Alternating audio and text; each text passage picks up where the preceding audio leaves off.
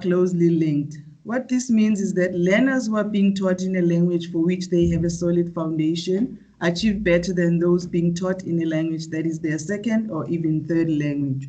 Research has shown that the use of English as a medium of instruction in most South African schools has greatly contributed to the high failure rate of and dropouts among Black students.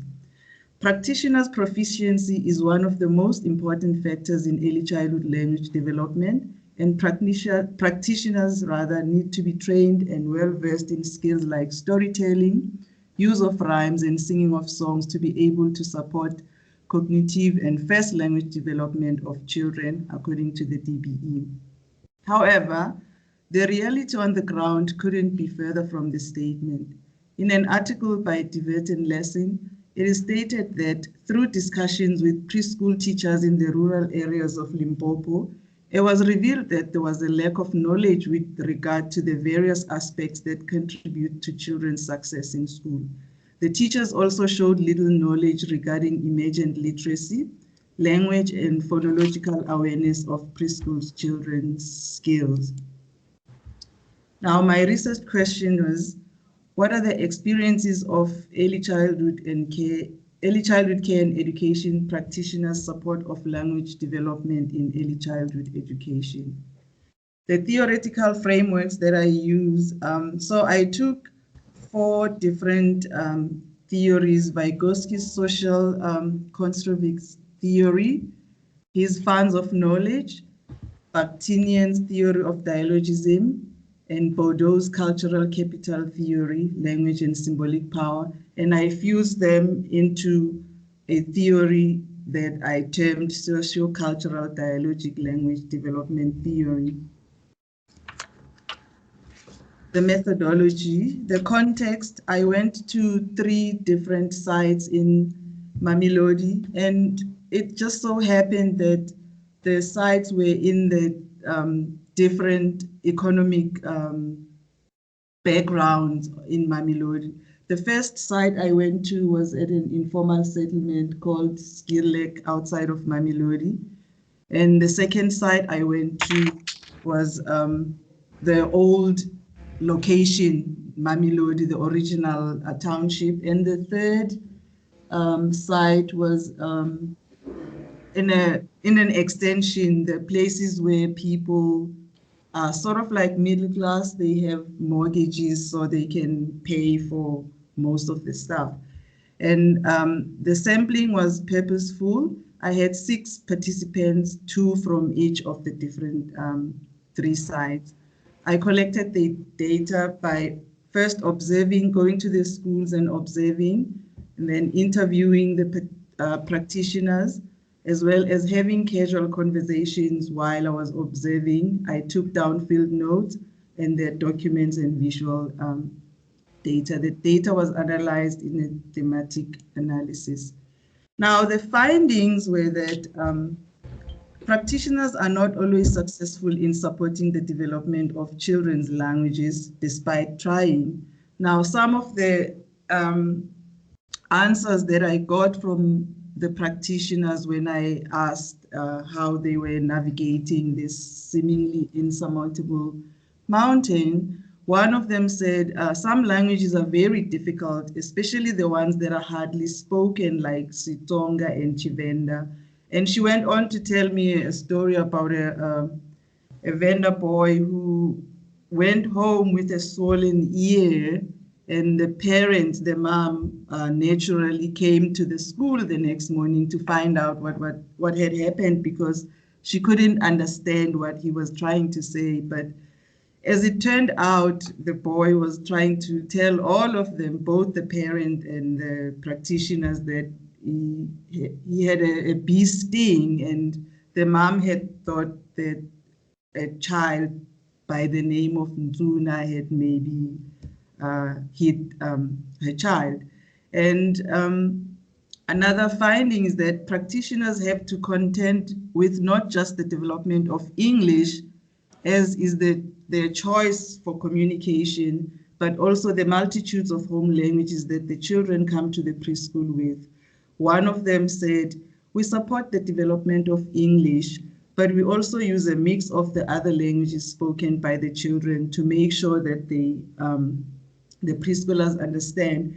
And what I also observed at the school was that even though the practitioners say they've opted for English, it's not their first language, and for the most part, they fell back on the well-known home languages of the children when English failed them. So there was no effective support or scaffolding of the development of one specific language because of the nature of the translanguaging that was happening.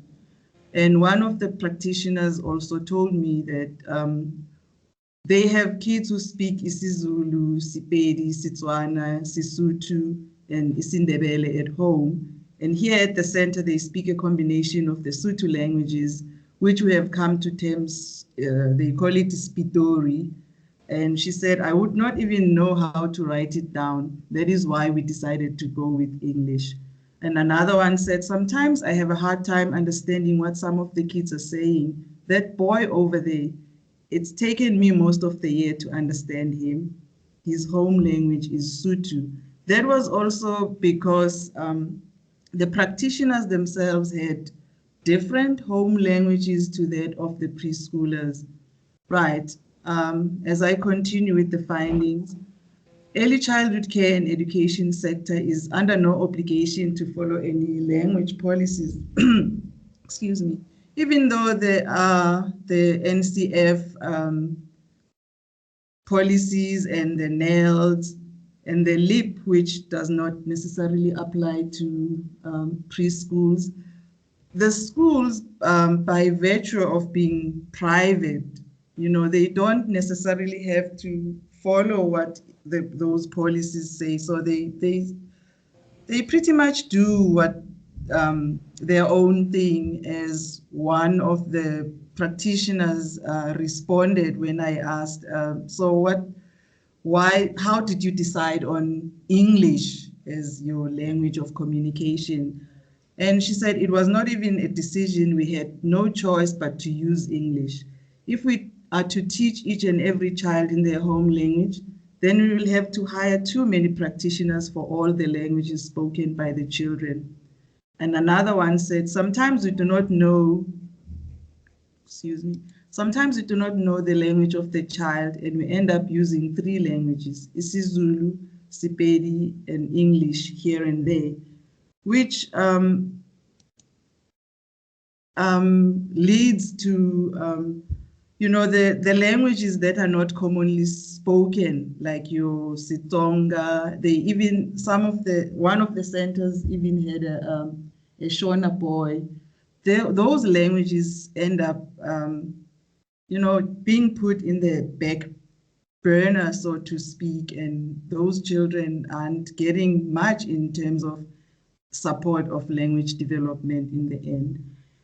And the implications are that there needs to be a robust professional development that focuses on upskilling practitioners in specializing in home languages.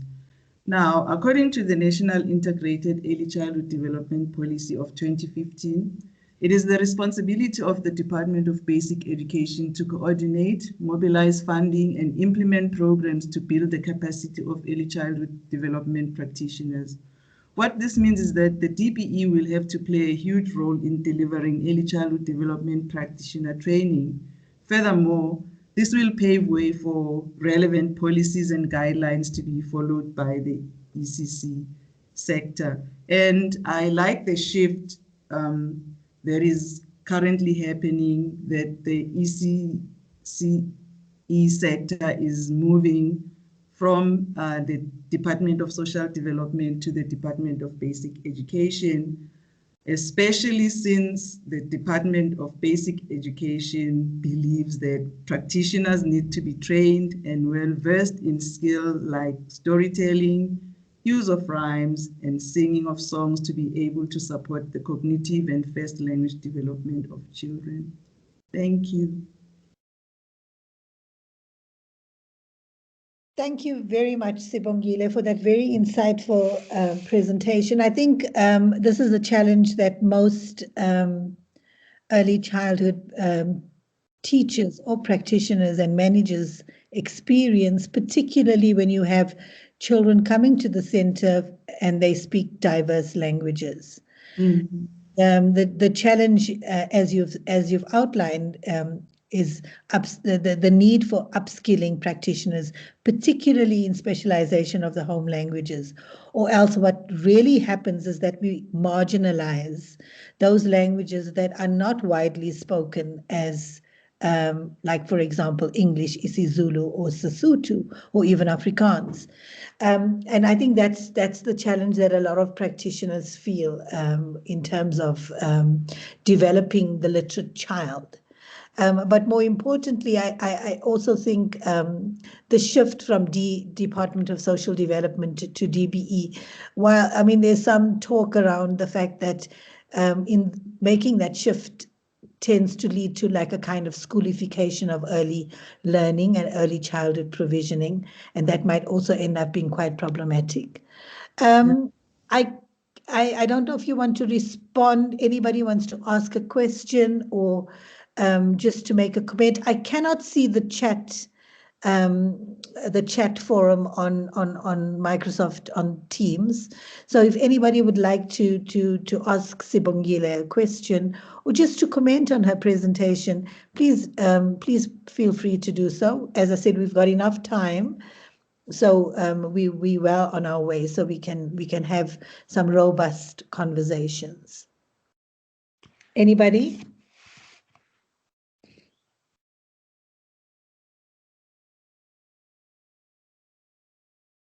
I do have access to the chat, so if I see something, I'll respond to it. And I see Nora Elizabeth is typing something.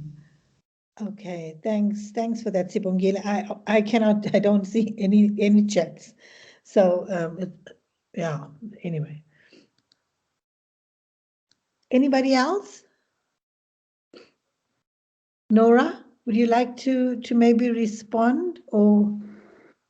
Yes. I find this research very, very pertinent because it links to inclusive practice and it links to a perception of what language actually is. And language doesn't hold the epistemology in itself only, it also holds ontology, or your sense of who you are and your sense of identity, cultural identity as well.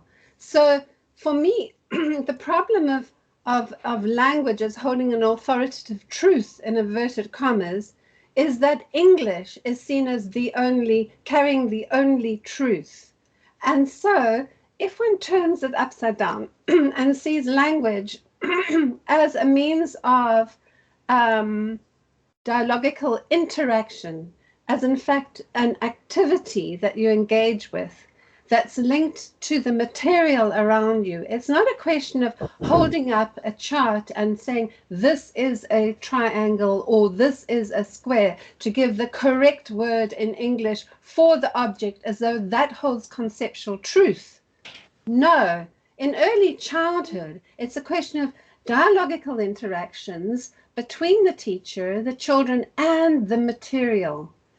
Why? To discover what children are thinking and feeling, and that's involving multimodal semiotic interactions. It's not linked to verbal language only. We know that in early childhood education. So immediately you're allowing for ways of listening to the children, however they express themselves, whether in English or not, because it's their own meaning making that becomes important. So language for me is about meaning making, not about teaching vocabulary or teaching conceptual understanding through that sort of formal academics again, which is something we've inherited from the apartheid education system and colonial education system going back 100 years. So there's this sort of historical memory that people have carried in them as to what teaching really is and what authoritative knowledge is all about. And it's all linked to language, most unfortunately. Yeah. Thanks. Thanks very much for that very insightful thinking around what language is. And I absolutely agree that when we have certain conceptions or conceptualizations about who a literate child is, what language is, and what language is most valued, then that comes through in our practices. But as Sibongile says, the challenge though is for the teachers themselves, who cannot understand the children, and so that is compounded. That problem is actually compounded. Yeah. Any other comments, people? I thought I saw Thokozani's hand up. She's put down her hand now. Oh, okay. My hand was up. Thokozani, do you want to respond? Yes, thank you so much, Chair, and thank you, Sibongile, for the amazing presentation. I think this type of research is very important, especially because at the higher education level, we are not training our teachers in the different languages, the different home languages in particular. And I think that's where we're seeing the disjuncture. It's difficult for them as practitioners in service to use storytelling and rhyming and singing and songs in African or home languages rather, as opposed to just doing it in English, because some of them just don't know the languages. And it's so interesting to see how now we're taking a look at multilingualism through a new lens where we're adding it to our inclusivity. And in that, I think at this level where we are doing research and we're understanding where the gaps are and how to fill those gaps. I mean, one of your implications I see there, number 4, is practitioners need to be trained and well versed in skills. And this is so important because on the ground, it's difficult for them to use these skills if they haven't had the prior training. So this is very, very important. And I really thoroughly enjoyed your presentation. Thank you so much. Thank you.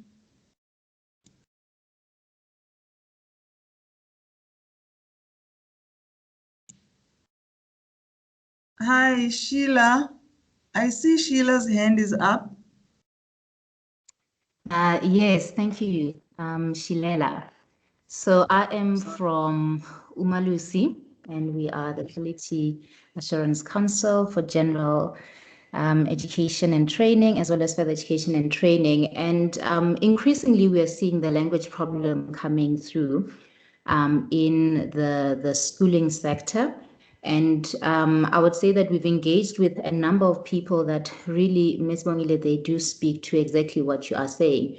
When we look at what we call the grade 4 slum, which is where we see most of the pearls and, you know, the different researches that show whether our children, when they make that transition from foundation phase into intermediate space, they are now not reading for meaning. It is particularly because we are not paying attention to what other countries who are as multilingually diverse as us are doing with their language policies, and allowing children to actually move into your cognitive academic learning proficiencies in the right time. So to allow them not only for the foundation phase, but allow them until they are 6 years in the schooling system to develop that in a different language, because it's second language acquisition. But also to understand that our strive for monolingualism by choosing only one language of learning and teaching in South Africa is working against the 21st century learner outcomes that we are striving for as a system. Generally, where we want our children to be super diverse, because they are going to be leading lives in a very super diverse context, super diverse labor market, super diverse global economy as well. So it works against us to only index one way of being, one way of accessing knowledge, one way of becoming. We need to capacitate them such that we understand that they are going to need these other soft skills when they grow into becoming young adults and adults eventually in the future. But to also really look into the research. There is a replete research, your translanguaging by South African researchers. For instance, Professor Makalela of Wits University has done a lot on translanguaging, Ubuntu translanguaging, to capacitate that kind of critical pedagogy in South Africa to accommodate multilingualism in our classroom, capacitate teachers to really deal with this such that it is not a problem. African languages have been conceptualized as a problem for far too long, much to our demise as a country and to our economy, and just generally to our development in the southern parts of Africa. So we need to think about and start critically engaging with what is more meaningful to capacitate learners. Also because this is identity affirmation. You know, if you go to any country and someone just greets you in your language, you feel affirmed, you feel seen, you feel welcomed. So why is it that we want to replicate the apartheid system in South Africa by making our learning spaces, including our schooling spaces, as reenactments of apartheid, where some are more capacitated than others? Then when we certify as Umalusi, we are constantly asking those questions. Is this really the certificate a representation of equal learning outcomes for our learners? And we're constantly having to accommodate those types of thinking, because we do really want the best for our children at the end of the day. So thank you for this. This is really, really, really a beautiful study. Thank you very much for that very insightful discussion. And you're absolutely right. Language is really, it brings out, and it's about our identity as different kinds of cultural beings. And when we don't validate the different languages of children, we essentially seeing children as in deficit terms, and that doesn't augur well for our early childhood sector. So it calls for researchers, it calls for practitioners, it calls for teachers to rethink what language is and who a literate child really is, and what our teaching and learning should be promoting. But thank you very much, Sibongile. Do you think we could go ahead with the next presentation, because I think we are very early. Justine is here, and Justine, would you like Sibongile, if you can stop sharing your screen, and then Justine could share her screen. And Justine, you have actually about 20 half an hour, 35 minutes to do your presentation before we go to the Pearson book presentation. So Sibongile, please stop sharing your screen, and then Justine can share her screen, and we can continue with Justine's presentation. All right, let me see how I can stop sharing, because remember, on my side, I'm not even sharing. Okay, I think I've done it. Okay, so Justine, I've done that for you, Sibongile. Oh, Justine, thanks so much. no problem. Justine, you can share your screen with us. Are you ready for us, Justine?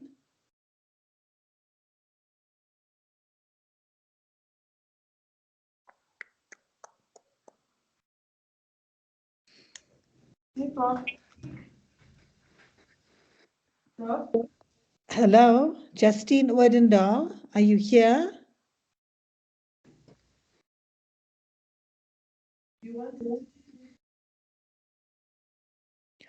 Arlene, are you here? Can you please check with Justine if she would like to share her presentation with us, or I can upload it for you guys? Okay, sure. I'll check with her, but I don't see her in the meeting. I don't see her in the meeting either. She was here not so long ago, so I don't know what is the way forward. Okay, let me just see if I can Thanks find her. Just hold. so much, Arlene. Give me a few minutes. 2 minutes. Thank you.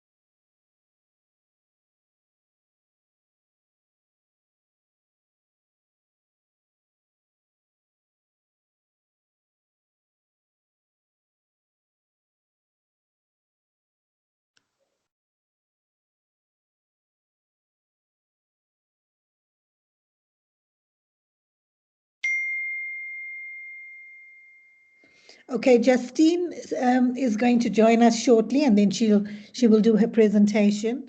We just give her a few minutes, and then we can start with the next presentation. Thank you for your patience.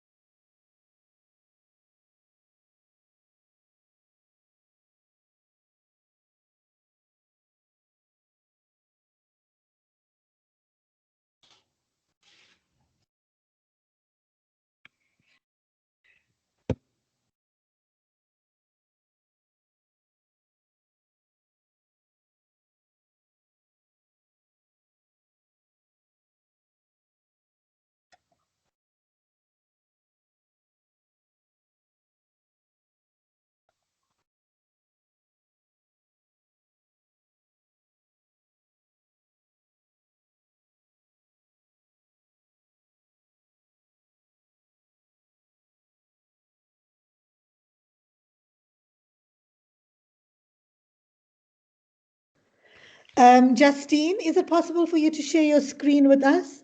Hi, good morning. Good afternoon. Yes, I'm currently just waiting. I have uploaded it now. Can you see it? Yes, we can see it. Thank you. Thanks, Okay, super. Thanks so much. Start whenever we'll give you 20 minutes, and then we will just have some questions or discussion thereafter. Yes, perfect. I just want to find out, I don't know if I'm doing something wrong. I just want to see to share. Oh no, not that way. What do you want to do? I just want to start playing the presentation so that it, can you all see it? Okay, it's playing on your end, right? By briefly explaining each. Oh, and it's giving you sound. Okay, hold on a moment. Let me just try and switch off the sound. Okay. Sorry about this. It's fine, don't stress.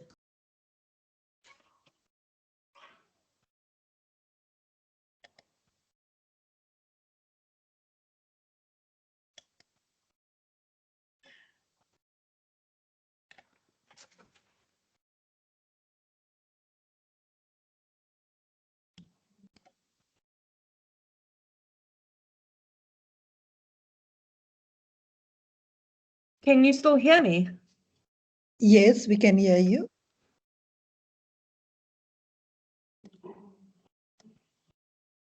Can you guys hear me? Yes. Okay, great. I'm just going to start. Hopefully, the sound is now off. I don't know why the sound's playing.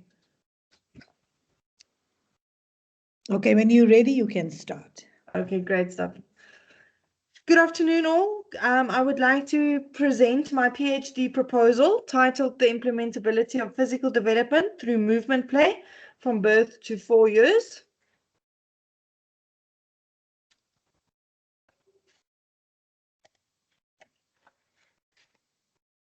So firstly, what I would like to do is I would like to start with explaining each key term. I do not know why I hear it in the background. Do you hear it? Word I implement, think, which is the verb, Justine, and ability, the noun. Can we And just let it combined, go? it refers to the act of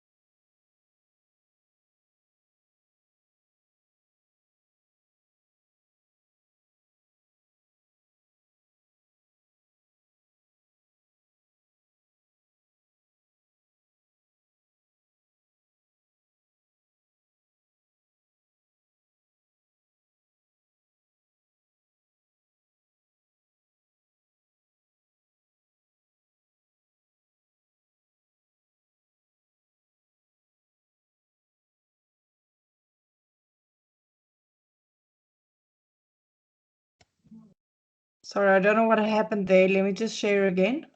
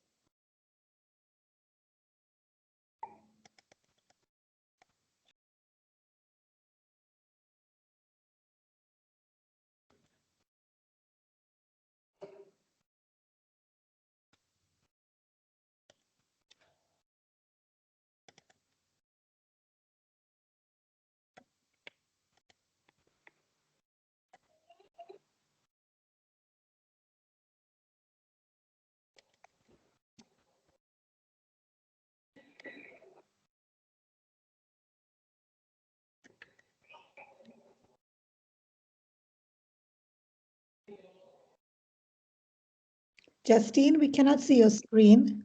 Sorry, I don't know what happens. Technology is failing me today.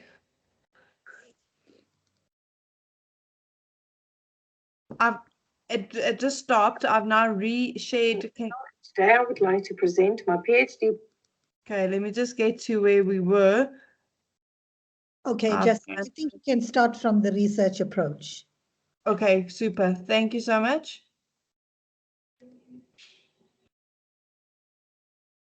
I've done that one.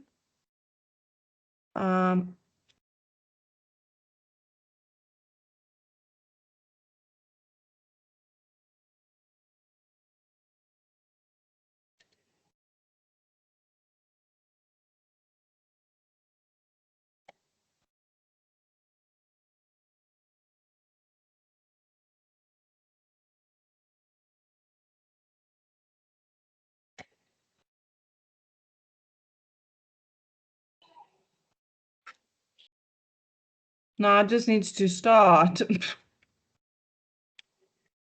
It started. Has it?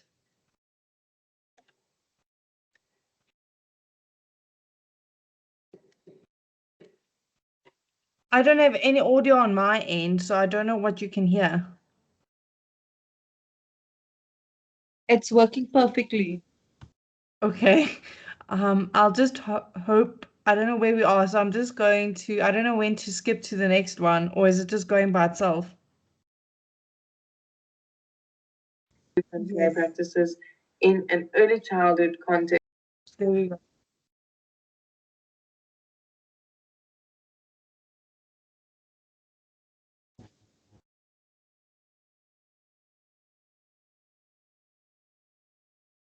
Don't press anything. It's Oh, working sorry. perfectly. Okay.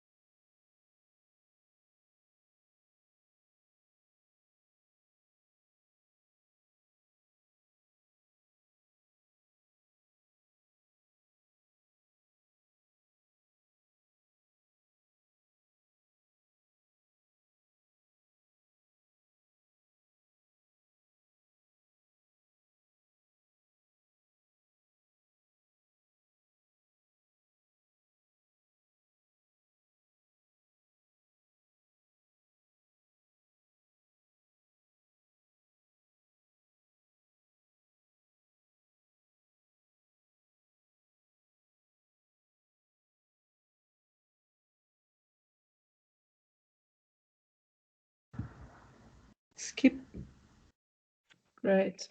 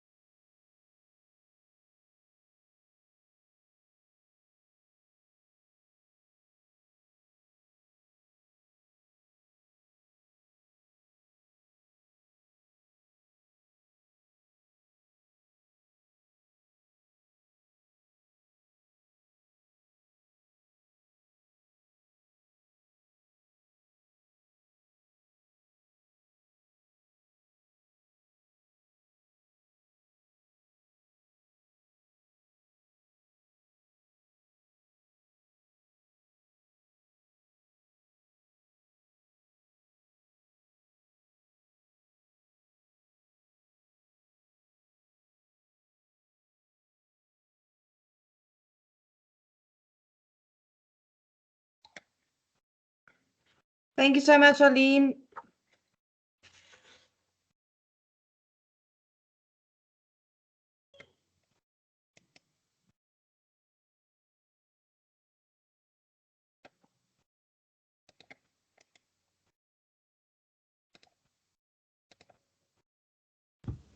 Justine, I think Arlene has dropped off the call. So Okay. maybe you can just go ahead with question and answers now. Okay, great. Thank you so much. Thank you so much, Justine, for the presentation with all the hiccups. Yeah, I'm so sorry about that. No, sometimes technology fails all of us. Are there any questions for Justine? Look, she's still embarking, she's still at the research proposal stage. So maybe some suggestions in terms of theory, methodology, literature around the study. I think that will be most useful for Justine. Any comments, people? Justine, I don't know if you can see the chats. Can you see the chats? Because I cannot. Let me see.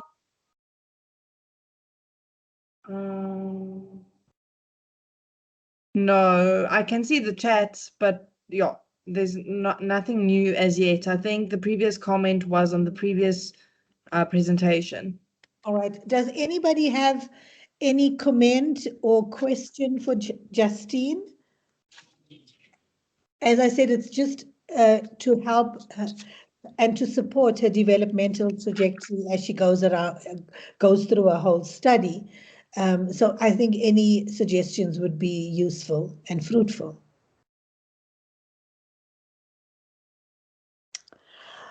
Okay, well, if there are no questions and if there are no suggestions, thank you very much, everybody, for attending the session. And if you do have any suggestions for ideas around how things could change, or some ideas around how Justine could go about conceptualizing her theoretical and analytical lens or methodology, I think Justine will welcome it if you could possibly email her, and we will send through her email to Justine, and then she will have access to that information.